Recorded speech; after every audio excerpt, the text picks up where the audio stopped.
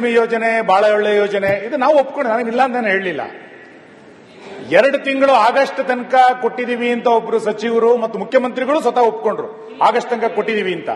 ನಂತರ ಮತ್ತೆ ಕರೆಕ್ಷನ್ ಮಾಡ್ಕೊಳ್ತಾ ಇರೋದೇನು ಅಂತಂದ್ರೆ, ಇಲ್ಲ ಆಗಸ್ಟ್ ಫೆಬ್ರವರಿ ಮತ್ತು ಮಾರ್ಚ್ ಆಗಿಲ್ಲ ಅಂದ್ರೆ ನಾವು ಕೊಡ್ತೀವಿ ಅನ್ನುವಂತ ಮಾತನ್ನು ಹೇಳ್ತಾ ಇದ್ದಾರೆ.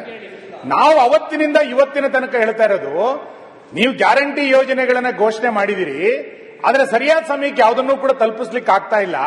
ಸರ್ಕಾರ ದಿವಾಳಿ ಆಗಿದೆ, ಆ ಕಾರಣಕ್ಕೆ ಇದನ್ನು ಕೊಡ್ತಿಲ್ಲ ಅನ್ನೋದನ್ನ ಹೇಳಿ. ನೀವು 3 ದಿನ ಮಾರ್ಚ್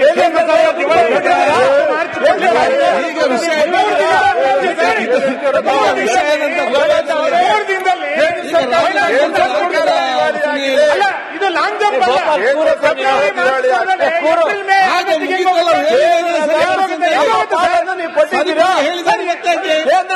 ನಮಗೆ ಇನ್ನೂ ಫೆಬ್ರವರಿ ಮಾರ್ಚ್ ಕೊಡದಲೆ ಏಪ್ರಿಲ್ನ ಮೆತ್ತೆ ಹಳೆ ಒಪ್ಕೊಂಡ್ಬಿಡಿ ಅಷ್ಟೇ.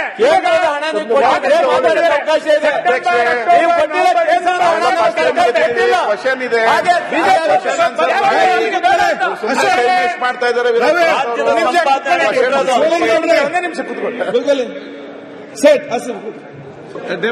ಅಲ್ಲ, ನೀವು ಸದನಕ್ಕೆ ಬಂದು ಹೌದು 2 ತಿಂಗಳು ನಮ್ಗೆ ಹಾಕಿರ್ಲಿಲ್ಲ, ನಾನು ಇವತ್ತು ಹಾಕಿ ಸದನಕ್ಕೆ ಬಂದಿದ್ದೀನಿ ಅಂತ ಹೇಳಿದ್ರೆ ನಾವು ಮೆಚ್ಕೋತಾ ಇದ್ವಿ. ನೀವು ಅದನ್ನು ಹಾಕ್ಲಿಲ್ಲ, ಈಗ ಸುಮ್ನೆ ಹಿಂಗೆ ಹೇಳಿರಿ ಏನ್ ಅರ್ಥ ಇದೆ? ಅದಕ್ಕೆ ನಾವು ತೀರ್ಮಾನಕ್ಕೆ ಬಂದಿದ್ದೀವಿ, ಈ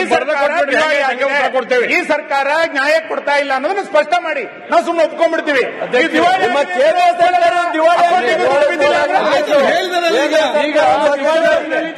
ಒಂದ್ ನಿಮಿಷ ಸರ್, ಮುಂದೆ ಸರ್ಕಾರ ದಿವಾಳಿ ಹಾಕಿದ್ಯಾ? ನಮ್ಮ ಪಾಲನೆ ಕೊಟ್ಟಿಲ್ಲ. ಇನ್ನೂ ಹಾಕ್ಲಿಲ್ಲ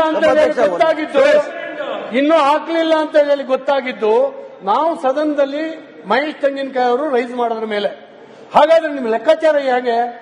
ನಿಮ್ಮ ಅಧಿಕಾರಿಗಳಿಗೆ ಇದು ಗೊತ್ತಿಲ್ವಾ? ಅದನ್ನ ಎನ್ಕ್ವೈರಿ ಮಾಡ್ತಾರೆ. ಮಂತ್ರಿಗಳ ಬಾಯಲ್ಲಿ ಸದನಕ್ಕೆ ಸುಳ್ಳು ಹೇಳಿಸ್ತಾರೆ ಅಂತ ಹೇಳಿದ್ರೆ ಆ ಅಧಿಕಾರಿ ಬಿಡ್ರಿ. ಅಧಿಕಾರಿಯರ ಮಾತು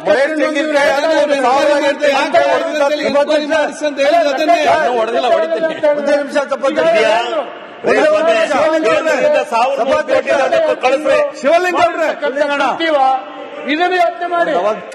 ಎಲೆಕ್ಷನ್ ಜೆಪಿಟಿಪಿ ಎಲೆಕ್ಷನ್ ಮಾಡ್ತೀವಿ ಶಿವಲಿಂಗೇಗೌಡ್ರೆ. ಒಂದೇ ಒಂದು ನಿಮಿಷ ಅಧ್ಯಕ್ಷರೇ, ಸಭಾಧ್ಯಕ್ಷರೇ, ಒಂದ್ ಸೆಕೆಂಡ್. ಮಾನ್ಯ ಅಧ್ಯಕ್ಷರೇ, ರಾಜ್ಯದ ಬಡವರಿಗೆ ಒಂದೇ ₹1 ಅಣ್ಣ, ಒಂದೇ ನಿಮಿಷ ಅಣ್ಣ, ₹1 ಕೊಡಕ್ಕೆ ಕೆಪಾಸಿಟಿ ಇಲ್ದವರು ಬಿಜೆಪಿ ಅವರು. ಏನೋ 5 ಯೋಜನೆ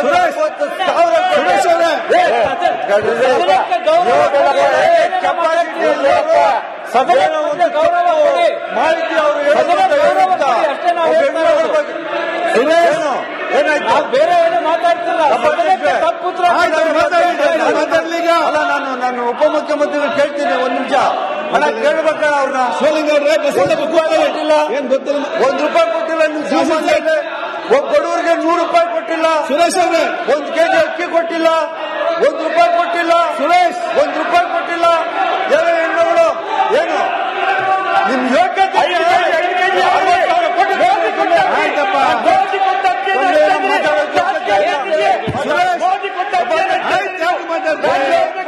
ಮಹಿಳಾ ಮಂತ್ರಿ ಏನೋ ತಪ್ಪಾಯ್ತು, ಅಧಿಕಾರಿಗಳು ತಪ್ಪಾಯ್ತು ಕೊಟ್ಟವ್ರು ಅಂತ ಹೇಳ್ಬಿಟ್ಟು ಆಯ್ತು ವಿಷಾದ ವ್ಯಕ್ತಪಡಿಸ್ಕೊಂಡು ಮಹಿಳಾ ಶಕ್ತಿ ಯಾಕವ್ರು ನೋಡುವ ಅಂತೇಳಿ ಗೊತ್ತಾಗಿಲ್ಲ ಅಂದ್ರು ಯಾಕೆ ಅವ್ರೆ ₹91 ಐತೆ ಮಾತಾಡ್ತೀರಾ? ಕೂತ್ಕೊಳ್ಳಿ ರವಿ ಅವ್ರೆ, ಕೂತ್ಕೊಳ್ಳಿ.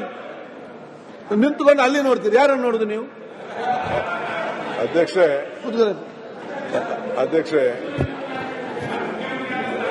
ಈಗ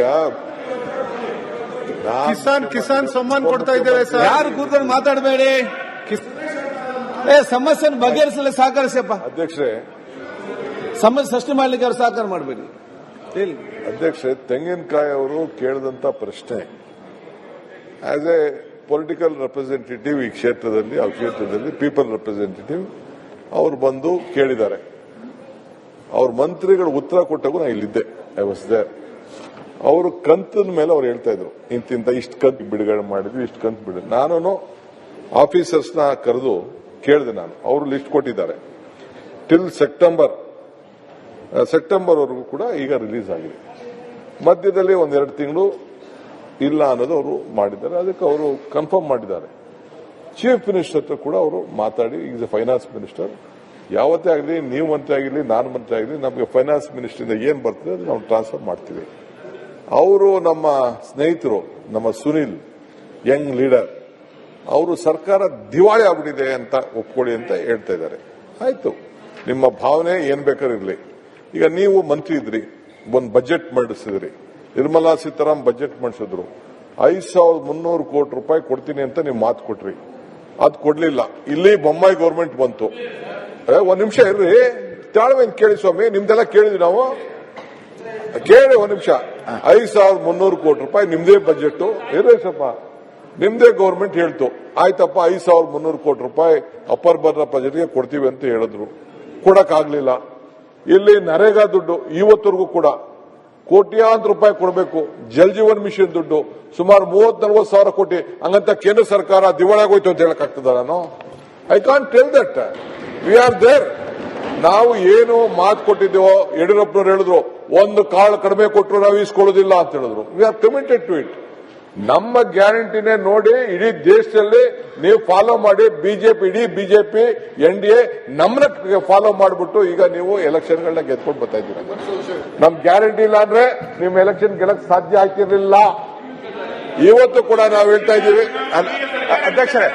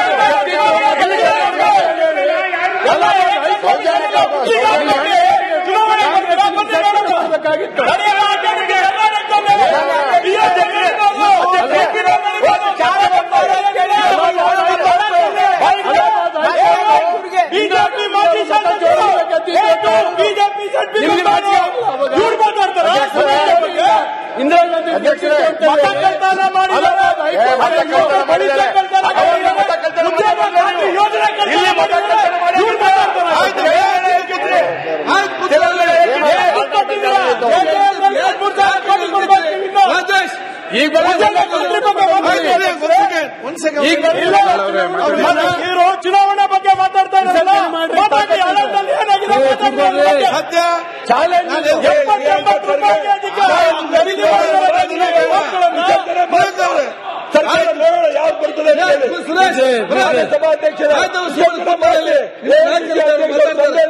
ಆಯ್ತು, ನಿಮ್ಮ ನಾಯಕರು ಮಾತಾಡ್ತಾರೆ.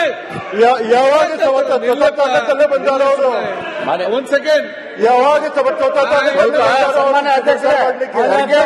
ಒಂದ್ ನಿಮಿಷ ಕೊಡಿ. ಒಂದ್ ಸೆಕೆಂಡ್.